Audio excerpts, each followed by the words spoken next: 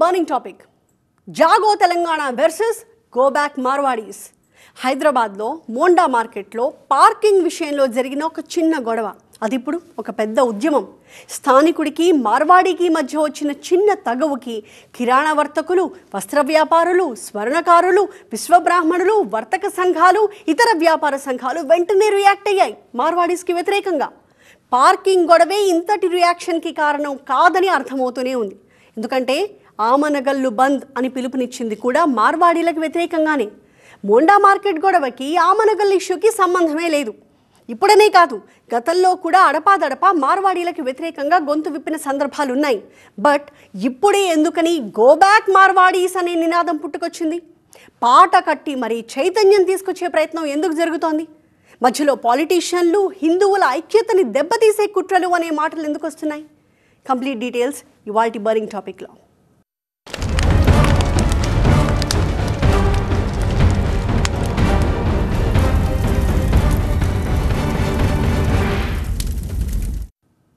Just 5,000 పెట్టుబడితో 50,000 కోట్లు సంపాదించారు రాకేష్ ఝుంఝున్వాలా. ఆయన ఒక మార్వాడి.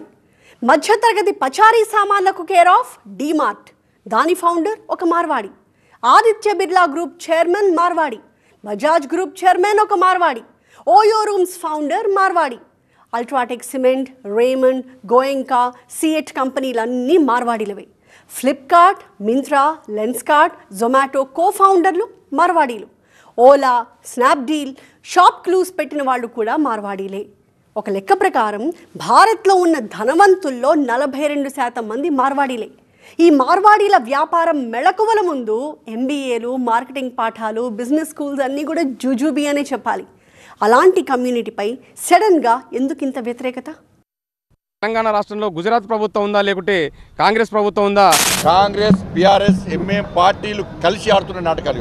ఆ మూమెంట్ వస్తుంది అని అంటే ఎందుకోసం వస్తుంది, దానికి కారణం ఏంది అనేటువంటిది కూడా ఆలోచించాలి.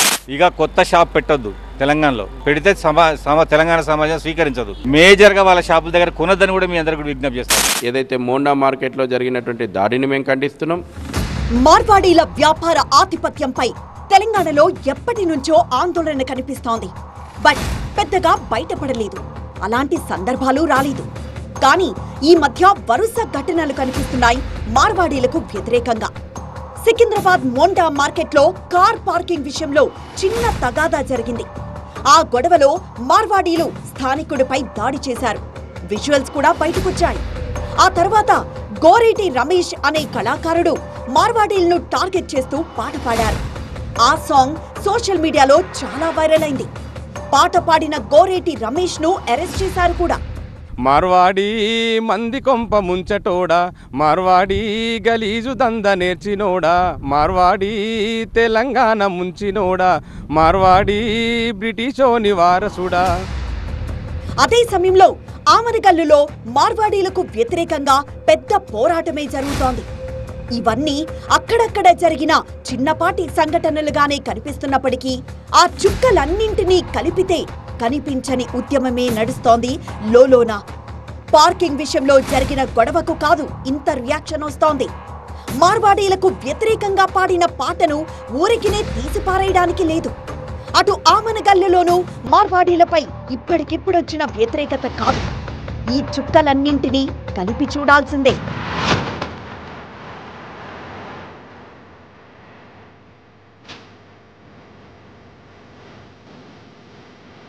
ఆమనగల్లునే ఒక కేస్ స్టడీగా తీసుకొని చూస్తే మార్వాడీలపై ఎందుకీ ఆగ్రహం అనే దానిపై కొంత క్లారిటీ వస్తోంది. ఎందుకంటే తెలంగాణ వ్యాప్తంగా వర్తకులందరూ దాదాపుగా ఒకే రకమైన అభిప్రాయం వ్యక్తం చేస్తున్నారు. కొన్నేళ్ల క్రితం ఆమనగల్లుకు ఓ 4 మార్వాడీలు బతుకు తెరువు కోసం వచ్చారు. క్రమేపీ వాళ్ల సంఖ్య పెరుగుతూ వచ్చింది. చూస్తుండగానే వ్యాపారాలన్నీ వాళ్ల చేతుల్లోకి వెళ్లిపోతుండటంతో ఆమనగల్లు వర్తకులు, మార్వాడీలు కలిసి కూర్చొని ఒక ఒప్పందం చేసుకున్నారు. ఆ ఒప్పందం ప్రకారం ఆ సమయంలో ఎంతమంది మార్వాడీలు షాపులు నడుపుతున్నారో అంతే మంది ఉండాలి.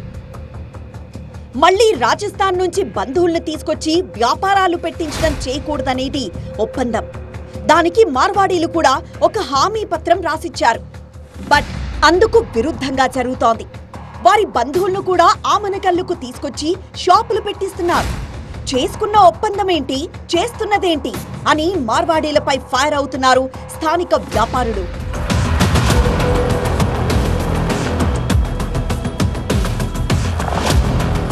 ఈ దేశంలో ఎవ్వరైనా ఎక్కడైనా బతకచ్చు, ఇష్టమైన వ్యాపారాలు చేసుకోవచ్చు. రాజ్యాంగం కల్పించిన హక్కది. ఈ లెక్కన మార్వాడీలు ఇంతమందే ఉండాలి, వ్యాపారం చేయడానికి కొంతమందే తమ ప్రాంతానికి రావాలి అని చెప్పడానికి వీల్లేదు. అలా చేయడం రాజ్యాంగం ఇచ్చిన హక్కును అతిక్రమించడమే. కాకపోతే మార్వాడీలపై స్థానిక వ్యాపారులు చేస్తున్న ఆరోపణలు కాస్త తీవ్రంగానే ఉన్నాయి.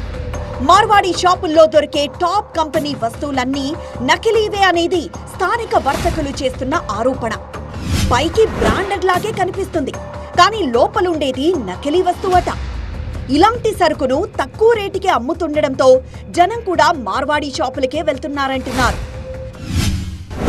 డూప్లికేట్ ఐటమ్ కొంచెం 40% డూప్లికేటు, 60% ఒరిజినల్ అమ్మేసి అన్ని రేట్లు కూడా డౌన్ చేసి అమ్ముతున్నారు. మేము ఒరిజినల్ తీసుకొచ్చి అమ్మలేకపోతున్నాం. తాము జనాన్ని మోసం చేయలేక నకిలీవి అమ్మడానికి మనసు రాక నష్టపోతుంటే మార్వాడీలు మాత్రం షాపుల మీద షాపులు తెరుస్తున్నారంటూ తీవ్ర విమర్శలు చేస్తున్నారు. వాళ్ల ధాటికి చివరికి రెంటు కట్టుకునేంత ఆదాయం కూడా రావట్లేదనేది ఆమనగల్లు వ్యాపారుల వాదన. మేము 75 ఇయర్స్ నుంచి అవుతుంది సార్. 75 ఇయర్స్ నుంచి తెలంగాణలో మేము ఫైట్ చేశాము ఇక్కడ దగ్గరుండి. మళ్ళీ ఈ తెలంగాణలో ఉండే మేము ఇక్కడ బాగుపడ్డాము. మేము మా పిల్లలు కూడా ఈయన్నే స్టడీ చేసుకున్నారు. కానీ ఈ మధ్యలో కొంతకాలం లోపల కొంచెం కొత్త మార్వాడీస్ వచ్చారు రాజస్థాన్ నుంచి. వాళ్ళు కొంచెం ఇక్కడ వ్యాపారం దెబ్బ కొడుతున్నారు. ఇక మార్వాడీ షాపుల్లో మార్వాడీలనే పనిలో పెట్టుకుంటారు తప్ప స్థానికులను తీసుకోరు అనేది అతిపెద్ద విమర్శ. కాంపిటీషన్ కమిషన్ ఆఫ్ ఇండియా తీర్పు ప్రకారం ఫలానా వాళ్లనే పనిలోకి తీసుకోవాలన్న రూల్ అయితే లేదు. ఏ కంపెనీ అయినా ఏ వ్యాపారైనా తనకిష్టం వచ్చిన వారిని పనిలోకి తీసుకోవచ్చు. కాకపోతే కనీస వేతనం ఇవ్వాలంతే. బట్ స్థానికులు చేస్తున్న విమర్శ ఏంటంటే మార్వాడీలు వ్యాపారాలు చేస్తూ సంపాదిస్తుంటారు, కానీ వాళ్ల వల్ల స్థానికులకు ఒక్క ఉద్యోగం కూడా రాదు అని. ఎస్సీ కార్పొరేషన్ మాజీ చైర్మన్ పిడమర్తి రవి అయితే మార్వాడీ వ్యాపారులు జీఎస్టీ కట్టరు, బిల్ ఇవ్వరు అంటూ తీవ్ర ఆరోపణలు చేశారు. ఇక్కడ సంపాదించుకొని ఆ సొమ్మును గుజరాత్, రాజస్థాన్కు తరలించడమే వాళ్ల పని అని ఆరోపించారు. ఇక కొత్త షాప్ పెట్టొద్దు తెలంగాణలో. పెడితే తెలంగాణ సమాజం స్వీకరించదు. రెండోది, ఉన్నవాళ్ళు నిజాయితీగా ఉండాలి. కల్తీ లేకుండా, నకిలీ లేకుండా, డూప్లికేట్ లేకుండా, జీఎస్టీ కట్టుకుంటా, రసీదులు ఇచ్చుకుంటా చేస్తే ఎవరికి అభ్యంతరం లేదు. ఇది మా డిమాండ్. వాళ్ళ దగ్గర జీఎస్టీ అడగండి, వాళ్ళ దగ్గర రసీదు అడగండి, వాళ్ళ షాప్కి లైసెన్స్ అడగండి. మేజర్గా వాళ్ళ షాపుల దగ్గర కొనొద్దని కూడా మీ అందరికీ విజ్ఞప్తి చేస్తా ఉన్నా. పెట్టి చూడండి ఏం జరుగుద్దు తెలంగాణలో. మన నంద్యాలలో ఏం జరిగింది, విజయవాడలో ఏం జరిగింది, రేపు తెలంగాణలో కూడా అదే జరగబోతుంది. తెలంగాణలో ఇంకో కొత్త షాప్ పెట్టనివ్వము, పెడితే ఊరుకునేది లేదు, పొయ్యి తిరగబడతాము. రేపు ఆమనగల్లే ఈ ఉద్యమానికి ప్రధాన కేంద్రం అవుతుంది. ఆమనగల్ నుంచే మా ఉద్యమ ప్రస్థానాన్ని ప్రారంభించబోతా ఉన్నాం. వ్యాపారంలో పోటీని తట్టుకోలేక చేస్తున్న విమర్శలే తప్ప తామేమీ నకిలీ వస్తువులు అమ్మడం లేదనేది మార్వాడీల సమాధానం. దేశంలోని ఎన్నో ప్రాంతాల్లో కొన్ని తరాలుగా వ్యాపారాలు చేసుకుంటూ వస్తున్నామనేది వాళ్ల వర్షన్. ఆమనగల్లునే తీసుకుంటే దాదాపు 35 ఏళ్ల క్రితం తామిక్కడ స్థిరపడ్డామని చెప్తున్నారు. ఇక్కడే పుట్టాం, ఇక్కడే పెరిగాం, ఇక్కడే చదువుకుంటున్నాం అంటున్నారు. ఎక్కడ వ్యాపారం చేసినా ఆ ప్రాంతంపై ప్రత్యేకమైన ప్రేమ ఉంటుందని చెప్తున్నారు. పైగా షాపుల్లో తమ వారినే పనిలో పెట్టుకుంటాం, స్థానికులకు ఉద్యోగ ఉపాధి ఇవ్వం అనే ఆరోపణల్లో నిజం లేదంటున్నారు మార్వాడీలు. ఎంతో మంది స్థానికుల్లో ఉద్యోగులుగా తీసుకుంటున్నామని ప్రూఫ్స్ చూపిస్తున్నారు. ఫైనల్ గా రాజ్యాంగం కల్పించిన హక్కు ప్రకారం ఎక్కడైనా జీవనం సాగిస్తూ వ్యాపారం చేసుకోవచ్చనే దానికే కట్టుబడి ఉంటామంటున్నారు. వ్యాపారం చేసే ప్రాంతంతో తమను ఎవరూ విడదీయలేరని అల్టిమేటం ఇస్తున్నారు. ఎడ్ల బండి కూడా వెళ్లలేని మారుమూల ప్రాంతాల్లో వ్యాపారం చేసి సక్సెస్ చూపిస్తారు. ఇది మార్వాడీలకున్న పేరు. కరవుకు, ఇసుక ఎడారికి కేర్ ఆఫ్ రాజస్థాన్. అలాంటి ప్రాంతం నుంచి వచ్చి సక్సెస్కి, సంపద సృష్టికి మారుపేరుగా మారారు. అందుకే దేశంలో ఏ మూలకి వెళ్ళినా మార్వాడీలే కనిపిస్తారు. మరి ఇతర రాష్ట్రాల్లో వినిపించని గో బ్యాక్ మార్వాడి అనే నినాదం తెలంగాణలోనే ఎందుకు వినిపిస్తోంది? ఇది కేంద్ర మంత్రి బండి సంజయ్ ప్రశ్న. నిజానికి తెలంగాణలోనే కాదు ఇతర రాష్ట్రాల్లో కూడా మార్వాడీలు వెళ్ళిపోవాలి అంటూ పోరాటాలు జరిగాయి. ఇంతకీ అక్కడ ఏ కారణంతో గో బ్యాక్ మార్వాడి నినాదం వినిపించింది? తమిళనాడులోని తిరుచిలో తమిళగ మక్కల్ జననాయక కచ్చి అనే పార్టీ ఆ మధ్య ఒక పాంప్లెట్ పంచింది. అచ్చంగా ఆమనగల్లులో పంచినట్లుగానే మార్వారీలు తమిళనాడు రాష్ట్రాన్ని వదిలిపెట్టి వెళ్లిపోవాలనేది ఆ పాంప్లెట్ సారాంశం. Tamil Nadu politician P Nedumaran 90s లో మార్వాడీలకు వ్యతిరేకంగా పోరాటాన్ని నడిపారు కూడా. తమ ప్రాంతానికొచ్చి తమిళం నేర్చుకుని చివరికి ప్రధాన వ్యాపారాలన్నింటినీ తమ చేతుల్లోకి తీసుకున్నారనేది తంబిల ఆవేదన. కాకపోతే మార్వాడీలపై వ్యతిరేకత కొంతకాలమే నడిచింది. ఆ తర్వాత ఎవరి పని వాళ్ళు చేసుకుంటున్నారు. బట్ తమిళనాడులో మార్వాడీ వ్యతిరేక వివాదం వెనక మతం కోణం కూడా కనిపిస్తోంది. ముస్లింలోని ఒక వర్గం మాత్రమే గో బ్యాక్ మార్వాడీస్ అనే క్యాంపెయిన్ మొదలుపెట్టారన్న విమర్శ కూడా ఉంది. బీహార్, బెంగాల్, ఒడిశాలో కూడా మార్వాడీ వ్యాపారులకు వ్యతిరేకంగా స్థానిక వ్యాపారులు ఎదురు తిరిగినా అవన్నీ చిన్న చిన్న సంఘటనలే. కాకపోతే తెలంగాణలోనే కాస్త గట్టిగా వినిపిస్తోంది గో బ్యాక్ మార్వాడీస్ నినాదం.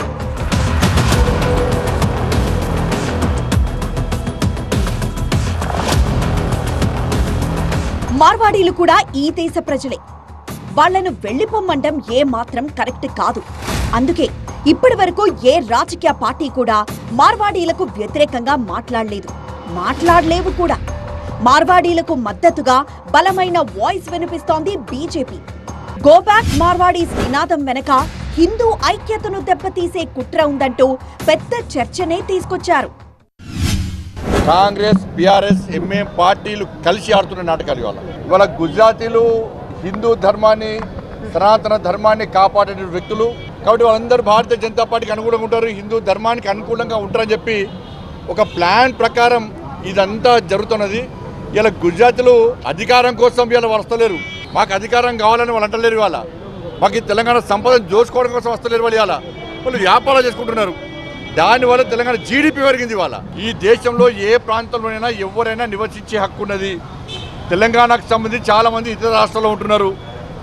వాళ్ళంటురా కాంగ్రెస్ ఒక జాతీయ పార్టీ, అన్ని రాష్ట్రాలను సమానంగా చూడాల్సిందే. సో తెలంగాణ నుంచి మార్వాడీలు వెళ్లిపోవాలనే కొందరి డిమాండ్కు ఏ మాత్రం సపోర్ట్ చెయ్యదు. Already PCC chief Mahesh Goud clarity ఇచ్చారు కూడా. రాష్ట్రంలో మార్వాడీలు కొన్నేళ్ల తరబడి ఇక్కడ నివసిస్తూ ఉన్నారు.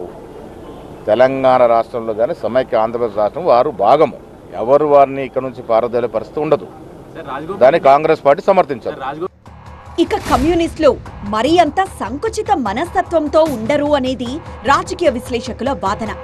కాకపోతే లెఫ్ట్ భావాలున్న కొంతమంది ఇన్ఫ్లుయెన్సర్లు ఉన్నారనేది రైట్ వింగ్ వాదన.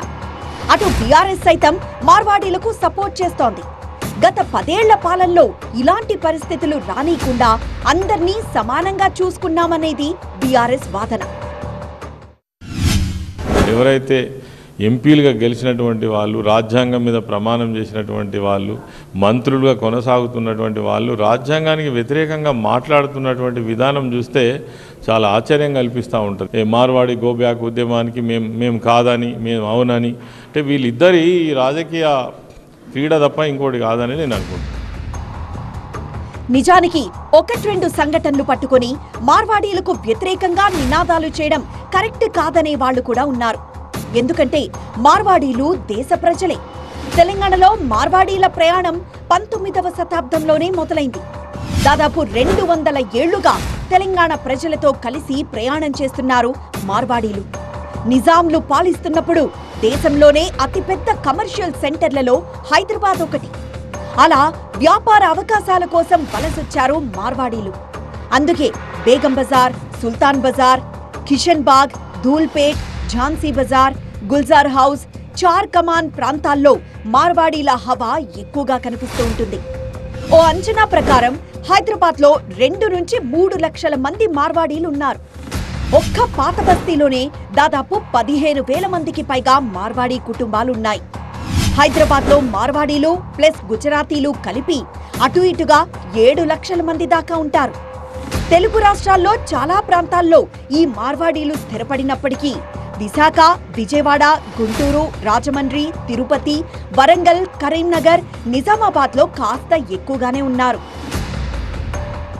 మార్వాడీ షాపుల్లో రేట్లు తక్కువ. స్థానిక వ్యాపారుల నుంచి వస్తున్న అభ్యంతరం అంతా దీని మీదే. మార్వాడీలు తమ వాళ్ళకి తక్కువ రేటుకి సరుకుని అమ్ముతూ ఇతరులకి మాత్రం ఎక్కువ రేటుకి అమ్ముతారట. అలాంటప్పుడు జనరల్గానే మార్వాడీ షాపుల్లో రేట్లు తక్కువగా ఉంటాయి. దీన్నే జీర్ణించుకోలేకపోతున్నారు స్థానిక వ్యాపారులు. ఉత్పత్తి చేసే కంపెనీల నుంచి వాటిని సరఫరా చేసే కంపెనీల వరకు అన్ని వాళ్ళ చేతుల్లోనే ఉన్నప్పుడు ఇక మార్వాడీలతో ఎలా పోటీ పడగలం అనేది స్థానిక వర్తకుల ఆవేదన. మార్వార్ అంటే మరుస్థలం. థారెడారిలోని ఒక ప్రాంతం పేరది. ఆ ప్రాంతం నుంచే మార్వాడీలు పుట్టుకొచ్చారు. ఆ మార్వార్లో జీవనం చాలా కష్టం. అందుకే దేశంలోని ఇతర ప్రాంతాలకు వెళ్లి వ్యాపారం చేయడం మొదలుపెట్టారు. రాజుల కాలంలో ఆర్థిక సలహాదారులుగా, మొఘల్స్ పాలనలో మార్వాడీ జగత్ సేఠీ కుటుంబం బ్యాంకర్లుగా ఉండేవాళ్లు. సంక్షోభాల నుంచి అవకాశాలను సృష్టించుకోవడం మార్వాడీలకు వెన్నతో పెట్టిన విద్య. ఫర్ ఎగ్జాంపుల్, మొదటి ప్రపంచ యుద్ధం సమయంలో ప్రపంచం మొత్తం సతమతమవుతున్న వేళ ఘన్శ్యామ్ దాస్ బిర్లా మాత్రం దాన్నే అవకాశంగా మలుచుకొని జూట్ వ్యాపారం మొదలుపెట్టారు. క్విట్ ఇండియా ఉద్యమం జరుగుతున్నప్పుడు ఓ కమర్షియల్ బ్యాంక్ పెట్టాలన్న ఆలోచన వచ్చింది. అలా వచ్చిందే యూకో బ్యాంక్. స్వాతంత్ర పోరాట సమయంలోనూ హిందుస్థాన్ మోటార్స్ కంపెనీ పెట్టి అంబాసిడర్ కార్లు తయారు చేసింది ఈ మార్వాడీ గ్రూప్. రిస్క్ తీసుకోవడమే మార్వాడీల సక్సెస్ మంత్ర అని చెప్పడమే ఇక్కడ ఉద్దేశం. అందుకే కొన్ని శతాబ్దాల పాటు భారత ఆర్థిక వ్యవస్థపై ప్రభావం చూపించారు మార్వాడీలు. దేశంలో కొన్ని చోట్ల మార్వాడీలకు వ్యతిరేకంగా గొంతు వినిపిస్తోంది. కానీ దాదాపుగా అన్ని రాష్ట్రాల్లోనూ సెటిల్ అయిపోయారు వీళ్లు. కారణం, వీళ్లు ఏ రాష్ట్రానికి వెళ్లినా అక్కడి భాషను నేర్చుకోవడమే. తమ వ్యాపారం ఏంటో చూసుకుంటారు తప్పిదే వివాదాల జోలికి వెళ్లరు. కాకపోతే తమ కమ్యూనిటీ కోసం కాస్తంత ఎక్కువ తాపత్రయపడతారు. మార్వాడీ షాపుల్లో పనిచేసేది మార్వాడీలే అనేది నిజమే. కానీ అలా పనిచేసినందుకు కొన్నేళ్ల తర్వాత అతనితో మరో షాప్ పెట్టిస్తారు. ఒకవేళ బిజినెస్ లో నష్టం వస్తే వాళ్లల్లో వాళ్లే ఆదుకుంటారు. ఈ క్రమంలో కొంత తక్కువ రేటుకే సరుకునిస్తే ఇస్తుండొచ్చు. స్థానిక షాపులతో పోటీ నిలబడాలంటే కాస్త తక్కువ ధరకే సరుకులు అమ్ముతుండొచ్చు. అల్టిమేట్ గా వాళ్లు చేస్తున్నది కూడా వ్యాపారమే. కాకపోతే ఈ వ్యూహమే తమ వ్యాపారాలకు నష్టం తెచ్చిపెడుతోందనేది స్థానిక వర్తకుల ఆవేదన. చిన్న వ్యాపారస్తులు వాళ్ళ మొదటిసారిగా తమకు భద్రత లేదు, తమ వ్యాపారం నిలుస్తుందో లేదో అనేటువంటి ఒక ఆందోళన ఇవాళ తెలంగాణలో వచ్చింది. దీనికి ప్రభుత్వము కనీసము 5 లక్షల జనాభా ఉండే పట్టణాల దాకా ఈ బయట వాళ్ళు వచ్చి వ్యాపారం పెట్టకుండా ఇక లోకల్ వ్యాపారస్తులు లెవెల్ ఉన్నలో వాళ్ళని కాపాడాల్సిన బాధ్యత ప్రభుత్వం. మార్వాడీలతో స్థానికులు పడుతున్న గొడవను రాజకీయం చేయాలని కొందరు, మతం రంగు పూయాలని మరికొందరు ప్రయత్నిస్తున్నారు. కానీ నిజానికి సోషల్ మీడియా వేదికగా ఎప్పటి నుంచో మార్వాడీలకు వ్యతిరేకంగా వాయిస్ వినిపిస్తోంది. మార్వాడీల వల్ల ఊళ్లలో కిరాణా కొట్టు కూడా నడపలేని పరిస్థితి ఉందని వాపోతున్న వాళ్లున్నారు. జరిగినవి చిన్న సంఘటనలే అయినా అంతా ఏకమై ఒక ఉద్యమం దాకా తీసుకొస్తున్నారంటే కారణం తమ వ్యాపారాలను మార్వాడీలు కబ్జా చేస్తున్నారన్న అభిప్రాయంతో ఉండడమే. చూద్దాం మరి ఈ గో బ్యాక్ మార్వాడి అనే నినాదం మున్ముందు ఇంకెన్ని పరిణామాలకు దారితీస్తుందో. ఇది ఇవాల్టి బర్నింగ్ టాపిక్. చూస్తూనే ఉండండి TV9.